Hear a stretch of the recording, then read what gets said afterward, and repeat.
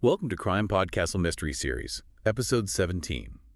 Today we're taking you on a deep dive into a true crime story, a chilling one from India, the Jamui Witchcraft Murders of 2008.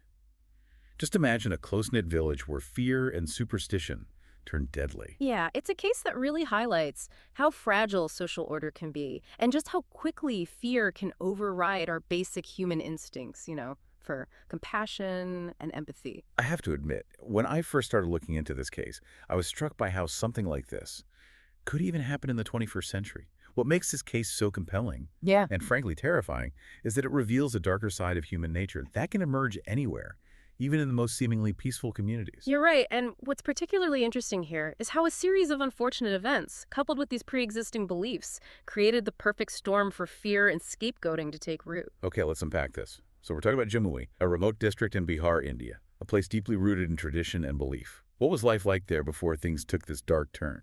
Well, Jamui in 2008 was like many rural communities around the world, a place where life was closely tied to the land, where people relied on agriculture and livestock for their livelihood. It was a place where everyone knew everyone else, where traditions and beliefs passed down through generations held a powerful sway over daily life. So a tight-knit community, deeply connected to its traditions, then things start to go wrong. Exactly. The village was hit by a string of misfortunes.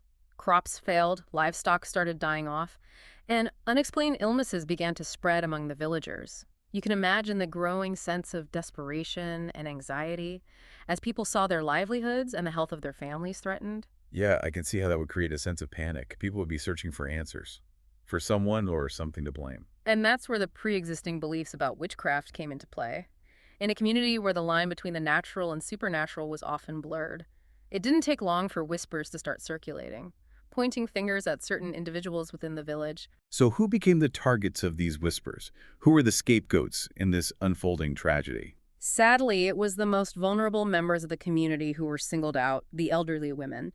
They became the focus of suspicion, accused of possessing evil powers, of being witches responsible for the village's misfortunes. Here's where it gets really interesting.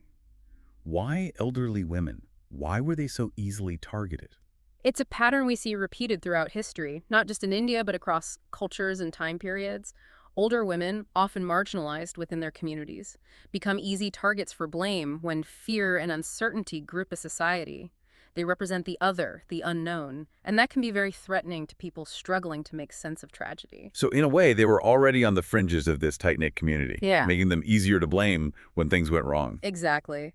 And what's even more tragic is that the accusations against them were often based on flimsy evidence, fueled by rumor, superstition, and sometimes even personal grudges. It's hard to fathom how a community could turn on its own members with such ferocity, based on nothing more than whispers and superstition. It speaks to the power of fear and how quickly it can erode social norms, turning neighbors against each other. When people are afraid, they're more likely to believe in the simplest, most convenient explanations, even if those explanations are irrational or unjust. Right, yeah. Mm-hmm. We were talking about how quickly fear can turn a community against itself. And in Jamui, that fear didn't just stop at whispers and accusations. It escalated into something far more sinister. You're absolutely right. The accusations against these women, fueled by this panic and desperation, morphed into a terrifying wave of violence. What started as whispers quickly escalated into public denunciations, leading to horrific acts of brutality against these innocent women. So what did these attacks actually look like? What kind of horrors did these women endure? Paint us a picture, but please be mindful that some of our listeners may find these details disturbing. It's difficult to recount these events without being deeply disturbed by the level of cruelty involved. Imagine, if you will, these elderly women, many of whom had lived in this village their entire lives, being dragged from their homes in the dead of night. By their neighbors, people they knew and trusted. Precisely. They were subjected to public humiliation, accused of witchcraft in front of the entire village. Then came the physical abuse beatings, sometimes with sticks or stones, and in some cases, horrific torture. What kind of torture are we talking about? The details are truly chilling.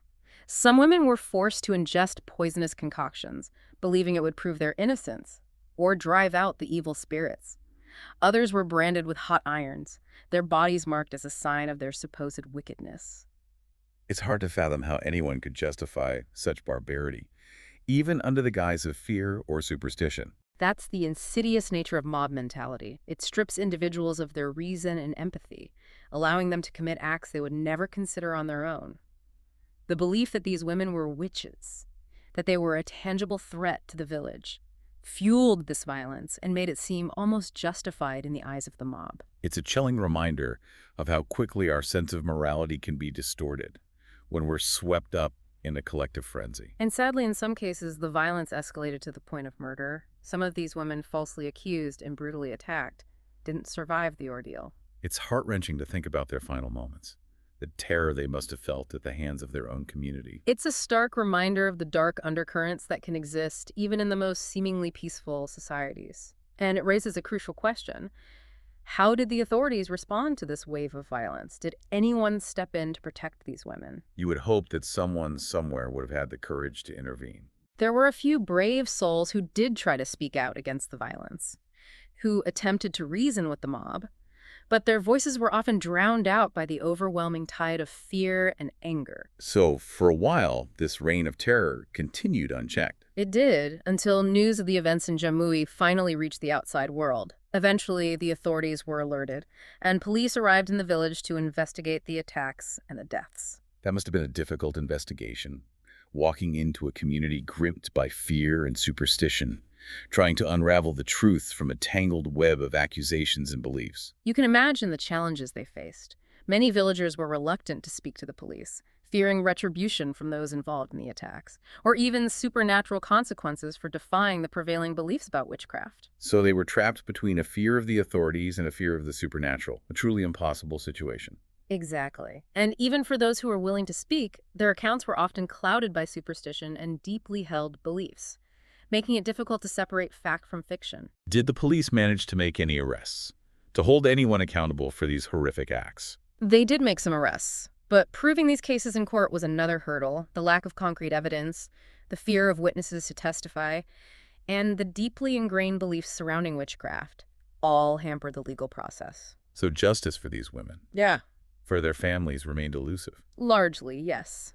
While some individuals may have faced consequences for their actions, the full extent of the violence, the identities of all those responsible, and the motives behind these attacks remain shrouded in mystery. It's a heartbreaking outcome. These women, victims of fear and superstition, were denied justice, and the community was left to grapple with the aftermath of this horrific chapter in their history. And that brings us to the aftermath, the long and difficult process of healing and reconciliation in Jamui. That's where we'll pick up in the final part of our deep dive. So we left off talking about the aftermath, the long and difficult process of healing and reconciliation in Jamui. I can't imagine the kind of scars an event like this would leave on a community. The shattered trust, the lingering fear, the unspoken guilt. It must have been incredibly difficult to even begin to heal. You're absolutely right. The Jamui Witchcraft Murders left deep wounds on the social fabric of the village. Imagine living in a place where your neighbors, the people you once trusted and relied on, had suddenly turned against you, fueled by fear and unfounded accusations. That kind of trauma doesn't simply disappear overnight. So how do they even begin to pick up the pieces? Where do you even start to rebuild a community after something like this? It was a slow and painstaking process, one that involved a multifaceted approach, addressing both the immediate needs of the victims' families and the broader societal issues that contributed to the violence. Can you give some specific examples of those efforts? What concrete steps were taken to help this community heal? Certainly. On a practical level, there were initiatives to provide support and counseling to the families who had lost loved ones or witnessed the horrific events. These families needed not only emotional support, but also practical assistance to rebuild their lives. Makes sense. Helping them to cope with the trauma, to find a sense of normalcy amidst the chaos. Exactly. And beyond the immediate needs of the victims, there were also efforts to address the underlying beliefs and prejudices that had fueled the violence. So tackling the root of the problem, the fear and superstition that had made these women such easy targets. Precisely. Organizations working to combat superstition and promote education stepped in, hoping to challenge the deeply ingrained beliefs that had contributed to the tragedy. They organized workshops, community meetings, and awareness campaigns, aiming to promote critical thinking and dispel the myths surrounding witchcraft. It's like trying to change the very fabric of a society, to shift deeply held beliefs and attitudes.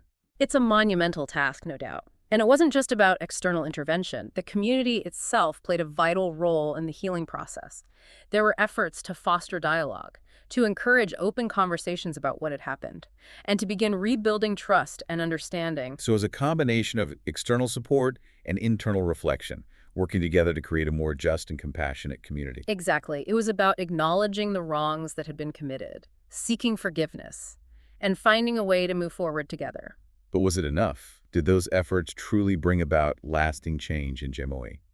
That's the question that lingers in the aftermath of any tragedy. While there have been positive developments, such as increased awareness of the dangers of superstition and a greater willingness to challenge harmful traditions, the scars of the Jamui Witchcraft Murders run deep. The memory of what happened serves as a constant reminder of the fragility of human nature, the destructive power of fear, and the urgent need for continued efforts to promote reason, empathy, and justice. So the shadow of those events still hangs over the village, even today. To some extent, yes. But the story of Jamui is not just a story of tragedy and despair, it's also a story of resilience, of a community struggling to confront its demons and build a better future. It's a reminder that even in the darkest of times, the human spirit can endure, and that hope for healing and reconciliation is never truly lost. It's a powerful reminder that we must remain vigilant against the forces that can turn neighbor against neighbor, that can transform fear into violence, and that can silence the voices of reason and compassion, and that we must always strive to protect the most vulnerable members of our societies, those who are often targeted when fear and ignorance take hold. Absolutely. We must cultivate critical thinking, challenge harmful traditions, and advocate for justice and equality for all. Only then can we hope to prevent such tragedies from happening again. This deep dive has been a chilling but important journey. We've explored the darkest corners of human behavior, but we've also glimpsed the resilience of the human spirit and the potential for healing and growth. What are your final thoughts for our listeners?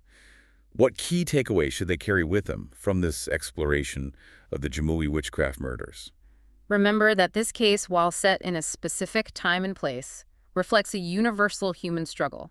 The battle between reason and superstition, between empathy and fear, is one that continues to play out across the globe. We must remain curious, engaged, and committed to building a world where reason and empathy prevail. Thank you for joining us on this unsettling but crucial deep dive. We hope it has sparked your curiosity and encouraged you to think critically about the forces that shape our world. And if you found this deep dive thought-provoking, don't forget to follow and subscribe to our podcast for more explorations into the complexities of the human experience